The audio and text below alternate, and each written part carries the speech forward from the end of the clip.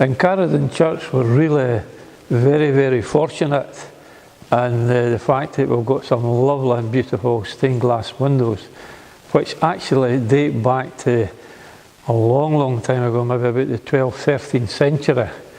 And there's some other things which are of historical interest, and I'm sure when you come to be looking at the video you will find it extremely interesting.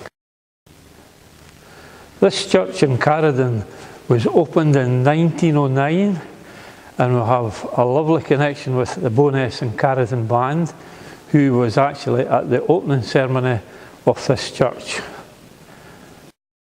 And all the masonry and the carvings was all done by local craftsmen. Even the vaulted roof above us was done by Turnbulls of Linlithgow. So we're really lucky in the sense that everything to do with Carriden, when it started all these years ago, was done by local craftsmen from the town of Bowness and Carriden. And now here we have the Kidd family memorial window, which is obviously dedicated to the Kidd family, and the St Andrews is a patron saint, and it was dedicated to the life and times and everything they'd done. They were interested in the cricket and music. The Royal Scots Greys, he was a soldier, one of the family members, and they're all here. And next door there's even 2 or 3 headstones for the Kidd family. And the baptistry here, it's the original piece for when the church was built, and the masons obviously done a fantastic job. And the window here is in memory of the Reverend Dundas, his wife, and his daughter May Sinclair Dundas.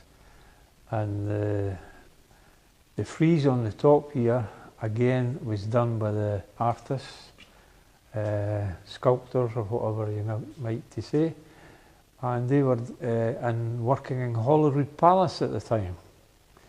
And I think there was maybe a wee favour done here to make sure that they got a nice job here.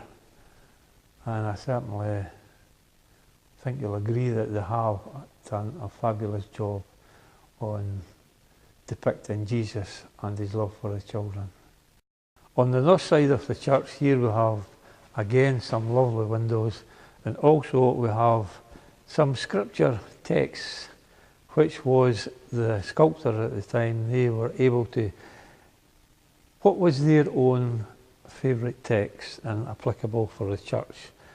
And this next window that we're coming up to here is in memory of Dorothy May Smith, who was a lieutenant in the 4th Bowness Boys Brigade. Dorothy was rather young in years when she passed away, and she spent practically all her adult life involved with the Boys Brigade and doing work with the junior section and the company section in Bowness and Carriden's 4th Bowness Company, the Boys Brigade. And the St Margaret says everything about Dorothy and her own life. The carvings and all the I'm struggling with Charles. Memory and the saint that's goodness me, give me a break, Charles. This is the nave in Carriden Church, and again we've got 1, 2, 3 of the earliest stained glass windows in the church, and they're all dedicated to the Hope family, who were brothers.